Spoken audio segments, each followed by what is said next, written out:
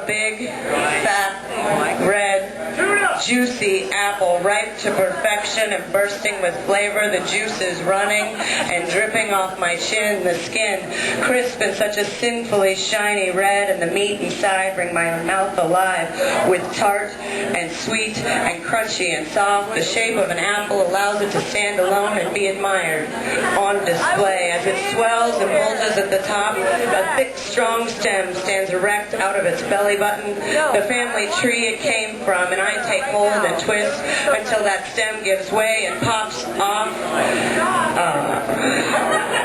Now it fits perfectly, cradled in my hand, held between my thumb and middle finger. I twirl it once to find the perfect spot, and I close my eyes in anticipation, and I take the biggest bite I can, right out of the center, the heart. Then I let that slab of red apple sit on my tongue until my mouth starts to tingle and the meat begins to melt. Then I chew that mouthful of flesh and skin in pure ecstasy, because it is ripe to perfection and bursting with flavor, and the juices are running and dripping off my chin. It is no wonder the apple was deemed the fruit of original sin.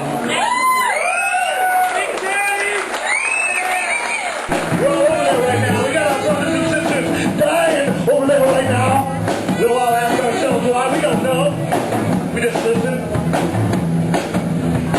The sun sets in the Middle East. Dripping buttery ichor on the sands. Rifle fire tracing outlines of people whose hate is manifest in propaganda.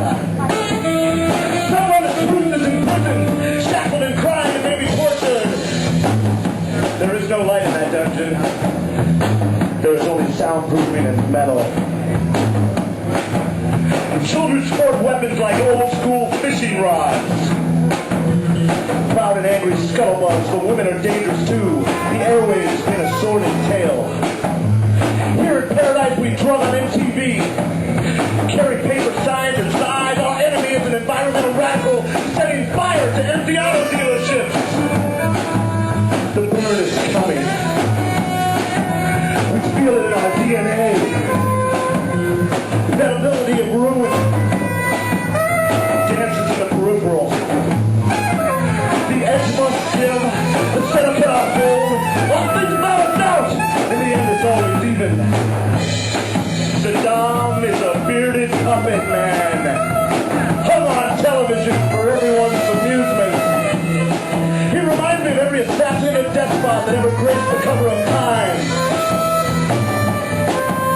Cartoons are what it's really all about. A bottle-headed push and his little rascals.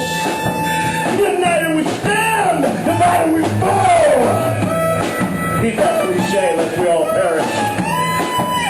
I sit and watch and wonder when the end will finally settle, and the fear grows like a plague, and the beast prepares to swallow.